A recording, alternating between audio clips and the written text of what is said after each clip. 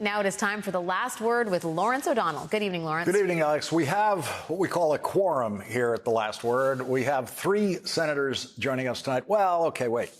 Adam Schiff, who is one election night away from becoming the next senator in California. He's going to win. It's now beyond doubt because Republicans cannot win statewide there. He's going to join us. Sherrod Brown, who actually is currently a senator running for election, is joining us.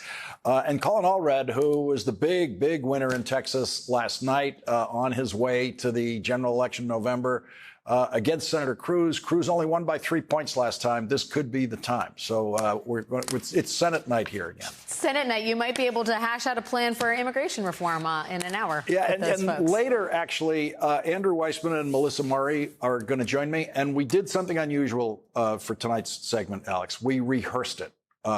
We rehearsed it for an hour in front of a live audience at the 92nd Street Y. And we're going to bring all of Melissa's best jokes and Andrew's best jokes tight. We're going to get it tight down to a much tighter version of it here during this hour. Well, I heard about the musical number at that event, so I'm super excited for it tonight, Lawrence. Thank you, Alex. Have a great show. Thank you. And then there were 2. It is now the Biden versus Trump campaign for the presidency. The challengers dropped out of the Republican and Democratic primary today, as expected. Nikki Haley managed to win one state last night, Vermont, before dropping out of the campaign today. And Dean Phillips won absolutely nothing, as expected, before dropping out of the Democratic presidential primary today. The Dean Phillips campaign was run exclusively on the assertion that Joe Biden is too old to be president. Democratic primary voters almost unanimously agreed that Joe Biden is not old enough to be replaced by Dean Phillips. Jen O'Malley Dillon, who is the chair of the Biden-Harris campaign after serving as the brilliant campaign manager 4 years ago, the winning campaign manager, released a memo today on the state of the race. And if you choose to pay attention to one campaign operative this year, it should be Jen O'Malley Dillon, because she was right about everything she said about the Biden presidential campaign last year. Today, she said upwards of 10% of voters remain undecided, much larger than the current margin between Trump and Biden in polling. And these voters are highly supportive of the policies of the Biden-Harris administration, like protecting abortion access, lowering the cost of prescription drugs, and defending the Affordable Care Act. These undecided voters are also the least tuned into politics of any group.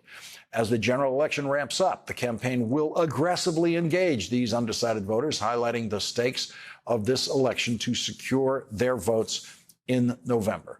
A significant share of moderate and Haley voters across the country are saying that Trump cannot count on their votes in a general election. So far, at least 1 in 3 Republican primary voters think that Donald Trump would be unfit for the presidency if convicted of a crime.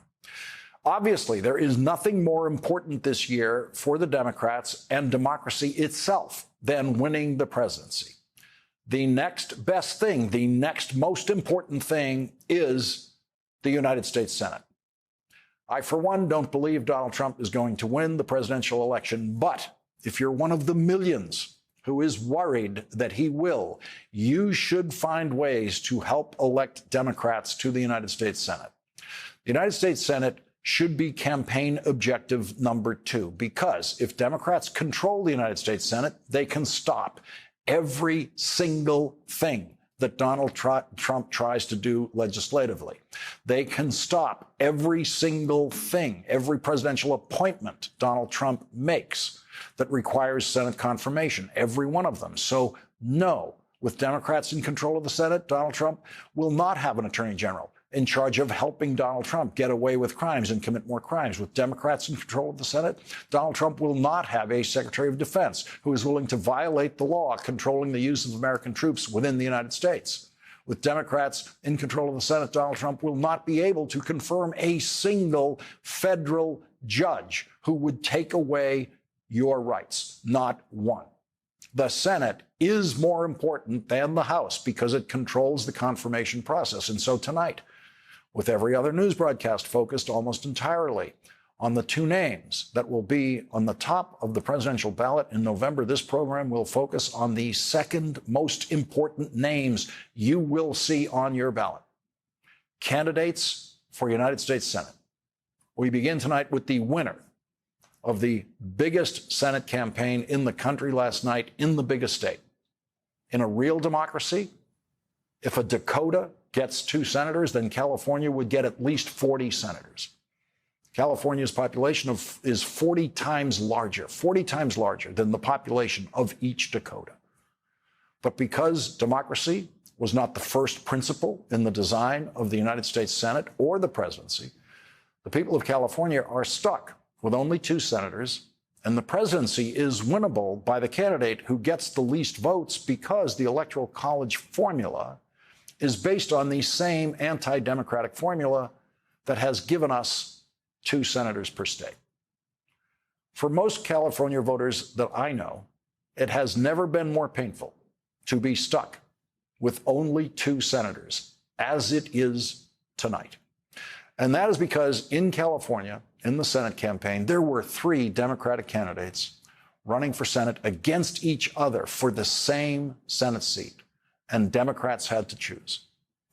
Choice was difficult and the choice was confusing. Many Democratic voters believed that the candidates who lost the Senate race, the Democrats, would remain in the House of Representatives. Those voters didn't realize that other candidates were on the ballot yesterday for the House seats currently occupied by Adam Schiff, Katie Porter, and Barbara Lee. Each of those candidates made the all or nothing decision to go for the Senate, knowing that they could not legally at the same time run to keep their House of Representatives seats just in case. Each of those Democratic candidates would have won this race if the other 2 were not in the race. The last polls before the election showed Adam Schiff in first place with Republican Steve Garvey, a former baseball player for the LA Dodgers, who's never held elective office, in second place, Katie Porter in third place, and Barbara Lee in fourth place. That's what the polls show. Almost every Democrat that I talked to about this wanted to see the Democrats win first and second place because the top 2 candidates then face off against each other in November, and there would be no worries because a Democrat would absolutely win. I knew some voters who had their minds made up easily for Adam Schiff, Katie Porter, or Barbara Lee. My daughter loves Katie Porter, and so it was an easy decision for her. And of course, most Democrats always want to see Republican candidates crushed at the ballot box in California. They didn't want to see Steve Garvey in that top 2, but that's not what happened. Adam Schiff, who had Speaker Nancy Pelosi's endorsement, and by far the most campaign money, came in first, and Steve Garvey, the Republican, came in second. And so it will be Adam Schiff versus Steve Garvey in November, which means in reality tonight, the campaign is over. No Republican has been elected statewide in California in over 30 years who did not fully support the Roe versus Wade established rights to reproductive freedom. The last Republican governor, Arnold Schwarzenegger, fully supported Roe versus Wade. The 3 Democratic candidates introduced themselves to California voters this way.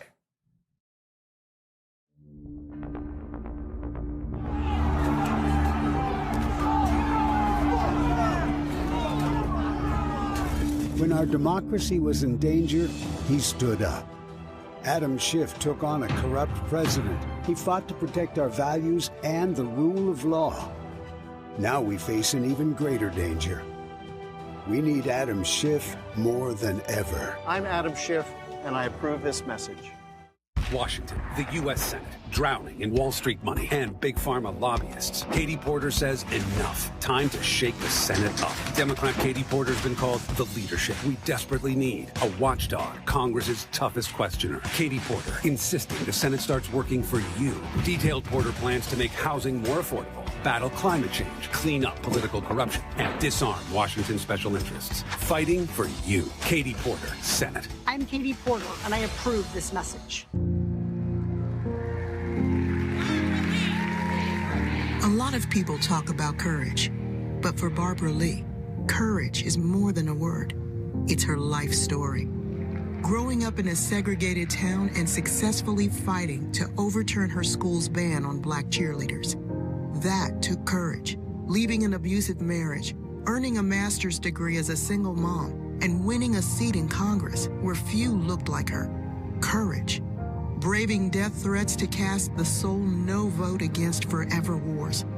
Real courage.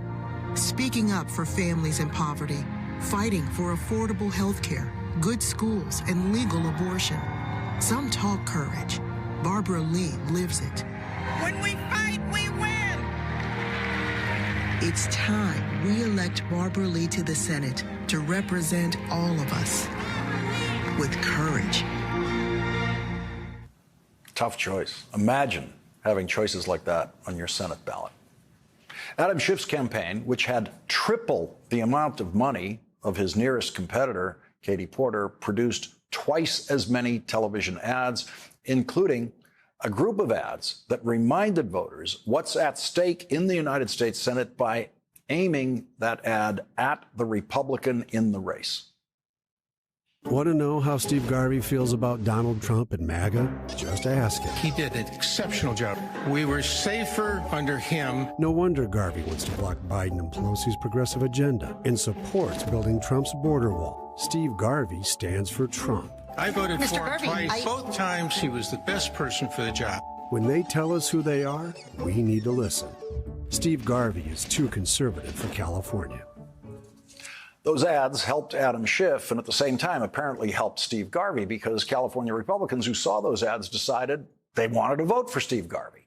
Those ads might have lifted Steve Garvey to second place. Katie Porter thinks that they did and said as much in her concession speech last night. Strategically, the Democratic Party is probably, and I mean this strategically, much better off having one Democratic candidate for Senate facing one Republican in California, where the Republican is guaranteed to lose, as they always do.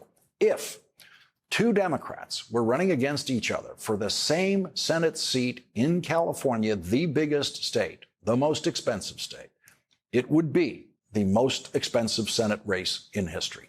That title currently belongs to Pennsylvania, where the Senate race that John Fetterman won in 2022 cost $373 million.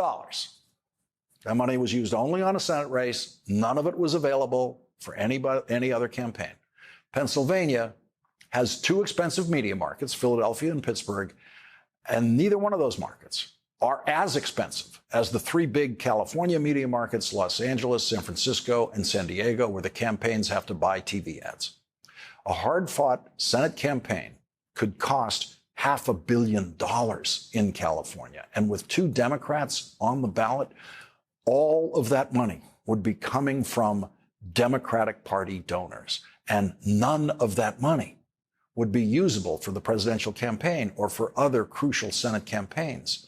Adam Schiff might not want you to know this. He doesn't want you to know this. But according to recent precedent, he doesn't need your money anymore.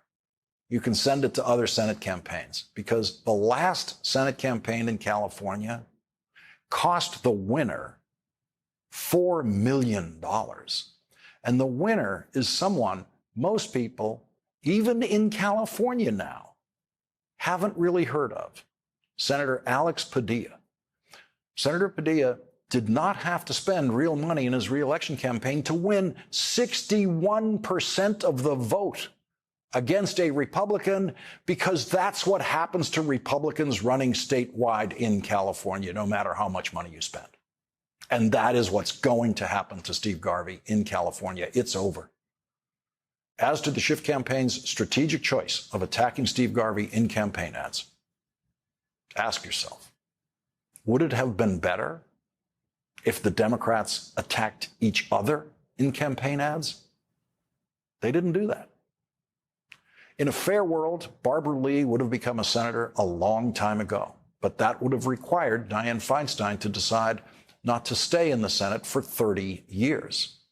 In a fair world, Katie Porter would be moving up to the United States Senate this year, and Adam Schiff would be moving up to the United States Senate this year. And in a really fair world, California would not have only two senators. This year's California Senate election is yet another hard reminder Life isn't fair. And politics isn't fair, doesn't feel fair sometimes. It also reveals a problem that only the Democratic Party has. The problem of more political and political talent and governing ability in people like Katie Porter and Barbara Lee than there is currently room for in elective office. You can hope that the Biden-Harris administration puts Katie Porter's skills and Barbara Lee's skills to work in their next term in office. Newly elected senators can often feel intimidated the first time they rise to speak in the Senate chamber. Almost all of them do. When Senator Schiff does that next year, rises to speak in the Senate chamber, it will not be his first time. He has betrayed our national security, and he will do so again. He has compromised our elections, and he will do so again. You will not change him. You cannot constrain him. He is who he is. Truth matters little to him. What's right matters even less, and decency matters not at all. Leading off our discussion tonight is Senator-elect Adam Schiff. Congressman Schiff, I know it's premature, but I also know it's California. And I know what's going to happen to Steve Garvey. And so here we are. That moment and those days on the Senate floor as an impeachment prosecutor in Donald Trump's first Senate impeachment trial, how much did that come up when you were talking to voters in California? Because I remember thinking at the time how powerfully you were delivering that prosecution, how prophetic it turned out to be, and how it must have been registering in the minds of people who were watching it. Lawrence, I found on the campaign trail up and down the state really two things motivating voters. The first was, yes, a deep concern about the direction of the country, about even the potential, the prospect, the possibility of return to the madness of Donald Trump. And they wanted somebody in the Senate that knew how to fight him, that knew how to defend our democracy if the worst came to the worst. But I also found even more prevalent a desire among Californians that, like Senator Feinstein, they wanted somebody who knew how to get things done, that knew how to take on, yes, the big fights, but also knew how to work with others, how to deliver more affordable housing, how to bring down child care costs, how to make sure that people could afford health care and access health care. So those very bread and butter issues and a desire for someone who can deliver, has a record of delivering, that was also, and maybe even more potent, a message and more resonant with voters than even the democracy issues. So Steve Garvey, your opponent, has admitted to voting for Donald Trump twice. What else do California voters and what else will California voters learn about Steve Garvey between now and November? Well, a great deal. He has been very unwilling to say too much about his views because he knows they're completely out of step with California. But we know that he shares sort of the MAGA views of the border crisis and demonizing immigrants. We know that he is not going to defend reproductive freedom or seek to restore it, notwithstanding his protestations to the contrary. This is someone who in the past supported a constitutional amendment to ban abortion. We know he's not going to stand up to the NRA and fight for common sense gun safety legislation. We know he's perfectly happy with the minimum wage being, a paltry $7, doesn't want to see it raised. We know he's not going to fight for an economy that works for everyone. So the contrasts are going to be sharp for California voters. We're going to obviously do everything we can to make sure California voters know this. And while I appreciate your optimism, Lawrence, my view has always been run scared or run unopposed, and I am not running unopposed. I get it. I understand. So in the Senate, you will, in discussions with Chuck Schumer and some chairmen, end up with committee assignments, which it turns out are much more stable in the Senate. They don't kick people off committees in a partisan way in the Senate the way they have done in the House of Representatives. Would you want to go back to the Intelligence Committee in the Senate, where you served as chairman in the House? I would love to, but what I want to do also, Lawrence, because of the phenomenon you mentioned, which is as big, as populous, as important as California is, we only get the same number of senators as every other state. I want to talk with Senator Padilla. I want to compare what committees he's sitting on, try to determine how I can add the most value for Californians. If I'm lucky enough to emerge in November successful, I want to make sure that I'm in a position to deliver for the country. But I certainly love the issues in the Intelligence Committee. I'm also a senior member of the House Judiciary Committee and want to play a role, if I have the opportunity, and make sure that we restructure the Supreme Court, that we have term limits, that we have an enforceable code of ethics. So there's a lot I know I want to do. As the Biden campaign looks at the country, for Democratic presidential campaigns, California is a place where you go to raise money. It's not a place where you have to go to campaign, and it's not a place where they have to spend any of that money on TV advertising, because Joe Biden, Kamala Harris are going to win California easily and all of those electoral votes. But what are the lessons of political concern in California that you think translate to other states that the Biden-Harris campaign should be thinking about and that other Senate campaigns should be thinking about? Real quality of life issues. And you're absolutely right. In a normal world, someone with Joe Biden's record should be coasting to re-election. He's done more than any president in my lifetime to address some fundamental inequities in our economy. But nevertheless, there are some problems that have been decades in the making, in which people continue to work harder than ever, but many struggle to get by. And these, very down-to-earth issues, how am I going to afford a place to live? Why do I have to commute 2 hours to get to work? Isn't there a better way to do this? On the campaign trail, Lawrence, I talked a lot about my dad, who was a traveling salesman in the clothing business, made $18,000 a year, and my folks bought our first home for $18,000. Shows you how much life has changed. No president in my lifetime has done more to try to address that, but I think he has to both acknowledge what he's done, and he's got a lot to brag about, but also the work ahead and how he's going to fight to make the economy work for everyone, whereas Donald Trump, as we saw during those 4 horrible years, is going to fight to make the economy work for Donald Trump and enrich himself and his family. Adam Schiff, winner of the California Senate primary, thank you very much for joining us in the winner circle tonight. Thank you. Thank you. And coming up, Congressman Colin Allred was the big Democratic winner in Texas last night in the Senate primary, won by a wide margin. In November, he will face Republican Senator Cruz, who won his last election by only 3 points. Colin Allred joins us next.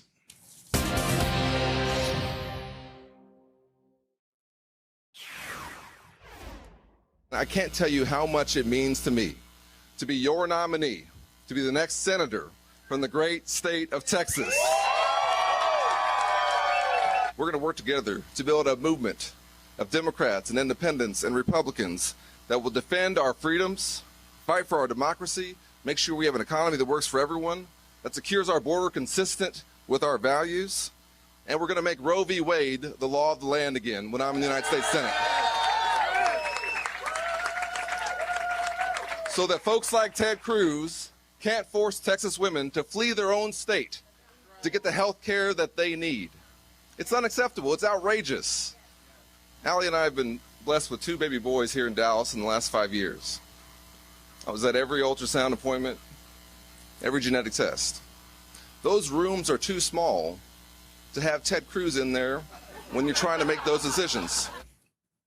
In the Texas Senate race, it is now Democratic Congressman Colin Allred versus Republican Senator Rafael Edward Cruz. After winning 58% of the vote in the Democratic primary last night, Congressman Allred reminded Texans where Senator Cruz was when he had work to do.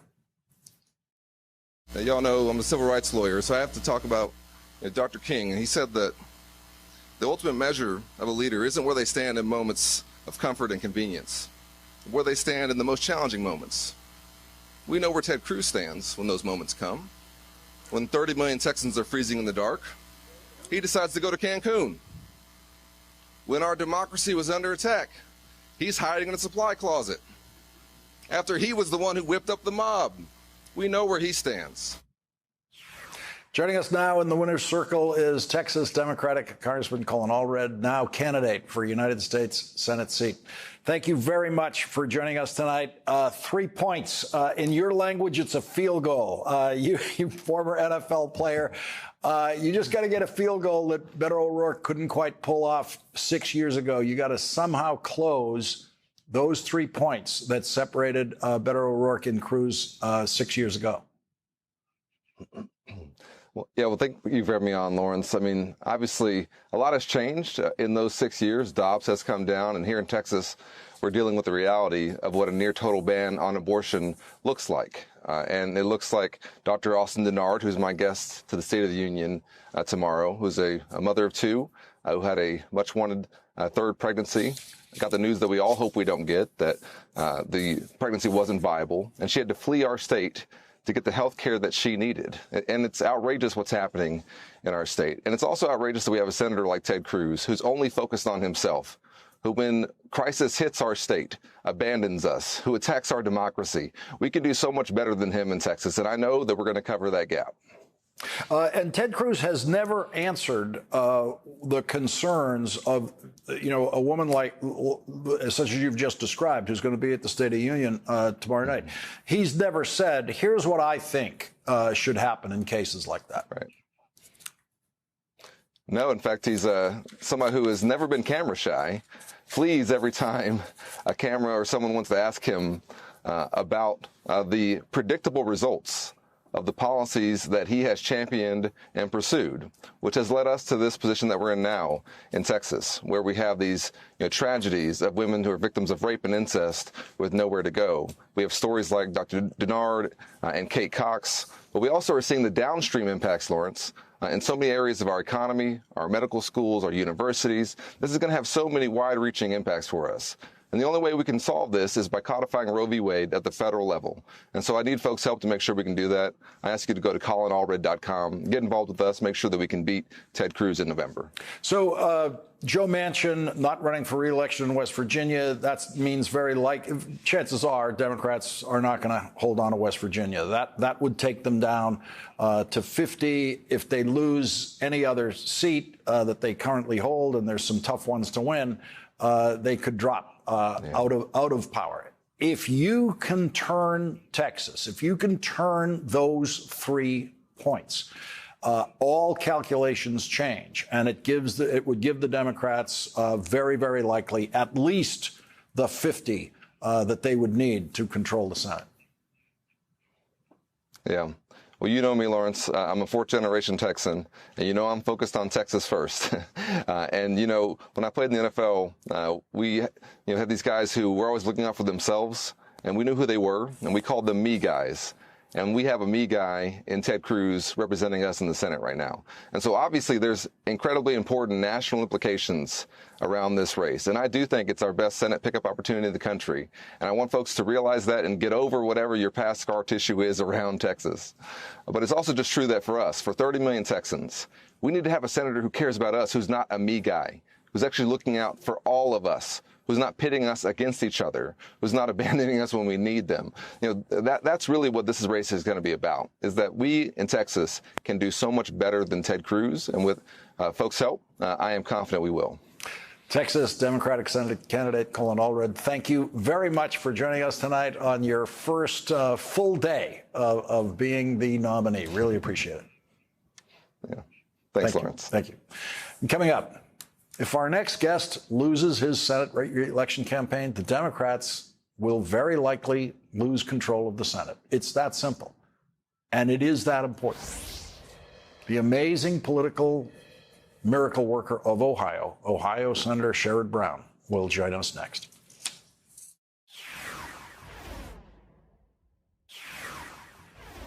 In Ohio tonight, Republican candidates competing in the Republican primary for the honor of running against Democratic Senator Sherrod Brown in November had their final debate tonight, in which they were once again out of step with the majority of the people of Ohio on an issue of freedom. Well, ban is a media Democrat talking point. Let's get to a 15-week standard where after 15 weeks, there are some common sense restrictions so that in this country, the greatest country on earth, we don't have elective late-term abortions. We cannot have late-term abortion. I don't think there's any disagreement up here.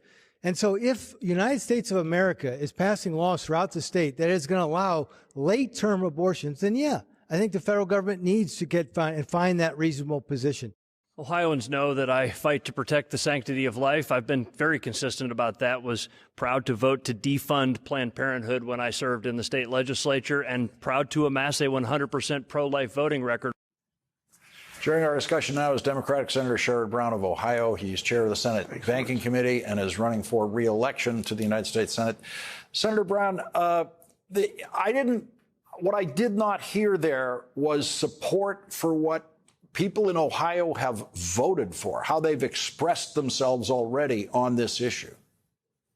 Yeah, I mean, there's a certain arrogance to this. They didn't even acknowledge what happened last November in a state that people say is fairly conservative. There was a constitutional amendment passed by 13 points.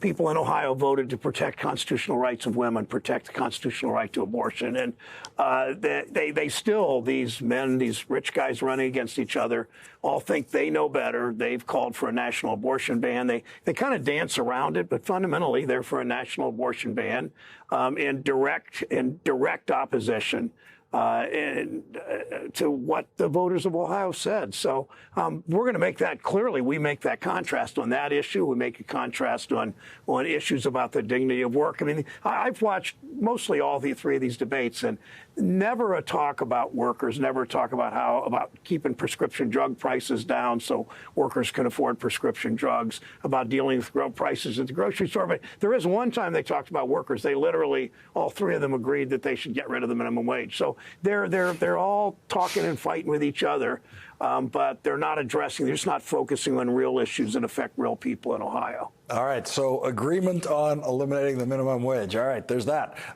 Senator, do Ohioans understand that it's really you who's standing there between on the issue Democratic control of the Senate or Republican control of the Senate? If the Democrats lose you in the Senate, they will very, very likely drop below 50.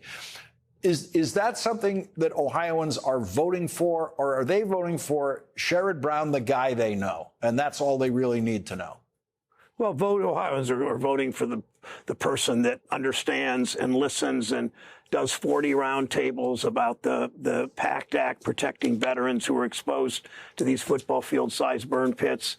Vote for the guy, sorry, talking the third person here, the guy who has protected the pensions of 100,000 workers, stood up on issue after issue after issue, because as you and I have talked, Lawrence, most voters in Ohio and elsewhere, they don't see politics as this left to right, progressives move to the center or conservatives move to the center to get the whatever the middle is in politics. They look at whose side are you on.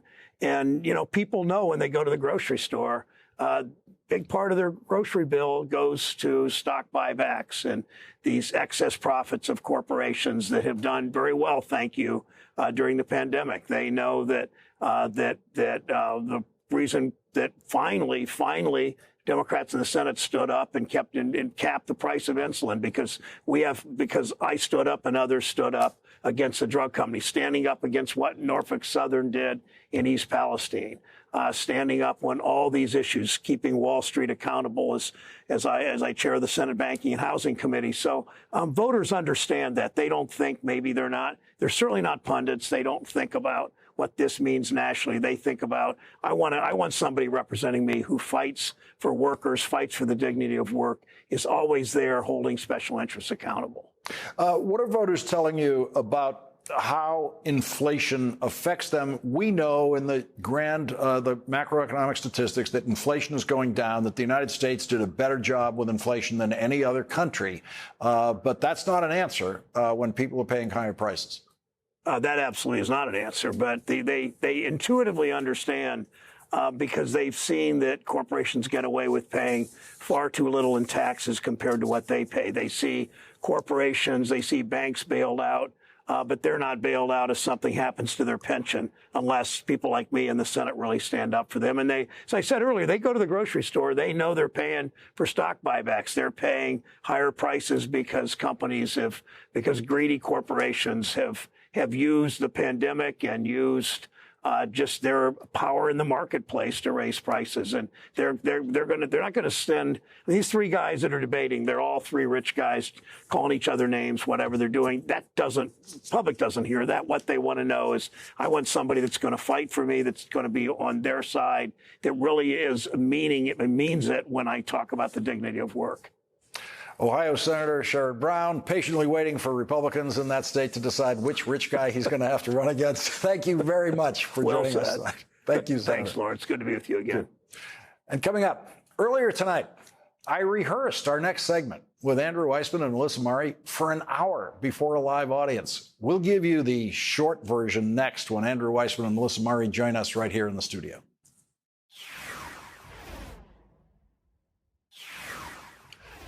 I did something earlier this evening that was way out of my comfort zone. I moderated an hour-long discussion about the Trump indictments without any commercial breaks. Here's a photograph of me listening and learning at the 92nd Street Y tonight in Manhattan while Melissa Murray and Andrew Weissmann discussed the best work tool I now have on my desk, their new book, The Trump Indictments, the Historic Charging Documents with Commentary. It's already on the New York Times bestseller list. Joining us now, NYU law professor team of Melissa Murray and Andrew Weissmann. Professors, thank you very much for joining me tonight. Here it is. I'm going to hold it up all the time. So this is such a great work tool for me. As I told you, I had each one of these indictments in different files, and we started to lose them. And, you know, we need Atlanta. Where is it? That's why we were right. Yeah. And so for everyone who works with this, it's just incredible. And my intention when we get to March 25th and into the first trial, when Alvin Bragg's team is presenting this first prosecution against Donald Trump, is to constantly be referring to the indictment in here, because there are these passages in indictments that are, you know, half a paragraph that don't mean very much. And then suddenly, wow, there's three witnesses that are filling up that half a paragraph. Now I get it. No, I mean, the whole reason why we wrote this book is because, one, these documents are available. We understand that Americans are interested in them, but not everyone necessarily has a law degree, or there are lawyers who don't practice in criminal law or constitutional law who might wonder, what is this actually about? So we collected all of them so you can have them in one place, and we do what we do as law professors. We then go through and explain it. So it's very heavily annotated. We have long and lengthy introductions that explain and contextualize what's going on here and put these historic events, these historic documents, the unprecedented charging of a former president with criminal liability in context so that the American people can follow along and participate in what is an extraordinary event in our country's history. And Andrew, your co-authors, Jack Smith and Fani Willis and Alvin Bragg. Ghostwriters. I'm sure we're writing for this. These indictments are beautifully written, which is not something you often say about indictments. They are as easy to read, as sensible to read as indictments can be, as if they were hoping they would be offered this way to the public. Absolutely. We explain that these are speaking indictments, as opposed to sort of a lot of times they're much more opaque. But even with that, there's a lot of material that I think if you're not a lawyer, it would be hard to understand. We were really trying to, as Melissa said, make sure that the public will understand what is about to happen in New York on March 25th.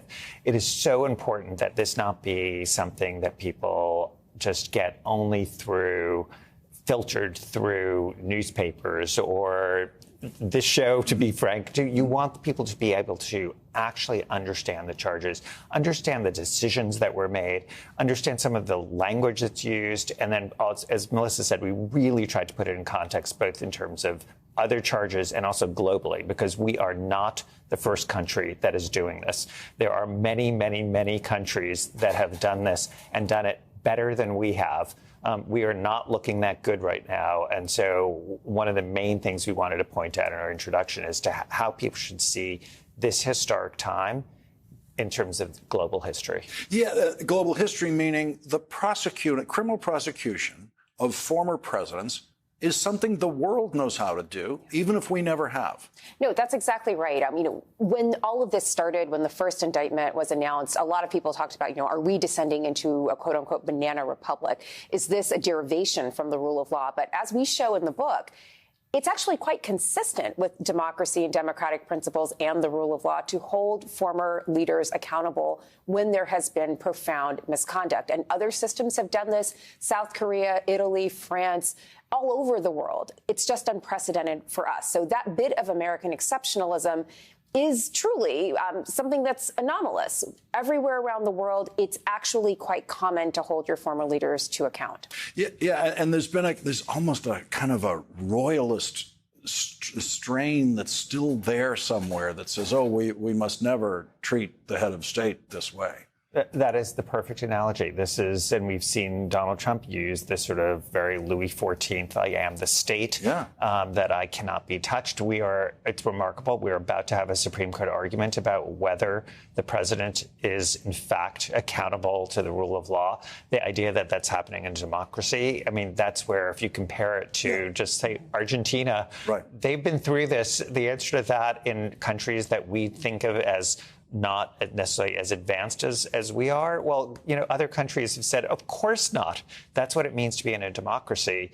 But again, I think the main goal here, though, is to try and make sure that the public has the tools to be able to decide this for themselves, and that this isn't something where they get cynicism and that Donald Trump can say, don't trust what's going on there. We wanted people to be able to understand it for themselves as if they were a juror in the courtroom. And on April 25th, when we're all listening to the Supreme Court, the indictment in here is going to be at issue. Jack Smith's indictment. I will be flipping open the pages when I'm on the sofa at home listening to that Supreme Court argument.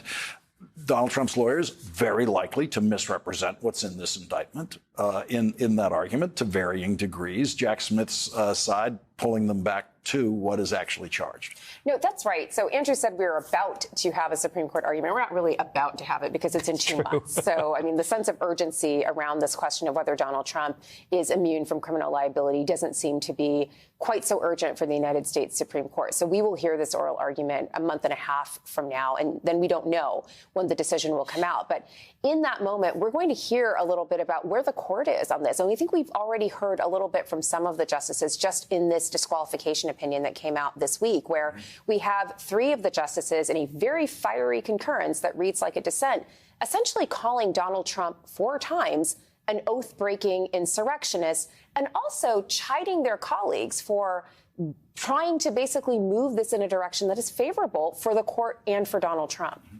So much more.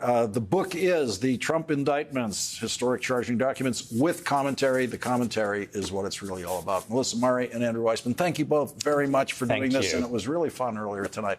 We'll be right back. Melissa Murray and Andrew Weissman get tonight's last word.